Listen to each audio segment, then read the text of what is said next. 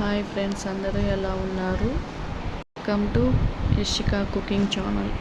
మనం తయారు చేయబోయే రెసిపీ కుక్కర్లో spicy chicken curry. Chicken curry స్పైసీగా నోరూరిస్తూ చాలా బాగుంటుంది. చేయడం చాలా ఈజీ అండి. ముందుగా 1/2 kg చికెన్ తీసుకుని శుభ్రంగా క్లీన్ చేసుకోవాలి. ఇప్పుడు స్టవ్ ఆన్ చేసుకొని ఒక ప్రెషర్ కుక్కర్ పెట్టుకోవాలి. ఆయిల్ వేసుకొని హీట్ చేసుకోవాలి. ఇలా హీట్ చేసుకున్న తర్వాత 2 పచ్చిమిర్చి, 4 ఆనియన్స్ ముక్కలు కట్ చేసుకొని వేసుకోవాలి. ఇలా సన్న ముక్కలు కట్ చేసుకొని వేసుకున్న తర్వాత 3-4 నిమిషాలు బాగా ఫ్రై చేసుకోవాలి. ఇలా బాగా ఫ్రై చేసుకున్న తర్వాత గోల్డ్ కలర్లో వచ్చిన తర్వాత అల్లం పేస్టు, 1 స్పూన్ అల్లం పేస్టు, 1 స్పూన్ పసుపు,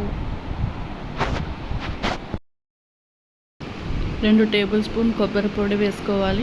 పొడి 1.5 టేబుల్ స్పూన్ కారం అనేది వేసుకోవాలి. ఇంకా 1 స్పూన్ సాల్ట్ వేసుకోవాలి. ఇంకా గరం మసాలా అనేది 1 స్పూన్ అనేది వేసుకోవాలి. ధనియాల పొడి కూడా 1 స్పూన్ అనేది వేసుకోవాలి. ఇప్పుడు ఇవన్నీ బాగా కలుపుకోవాలి. అందులోనే ముందుగా శుభ్రం చేసి పెట్టుకున్న చికెన్ ముక్కలను వేసుకోవాలి.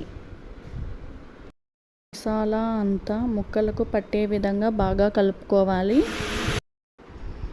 1 గ్లాస్ వాటర్ యాడ్ చేసుకోవాలి.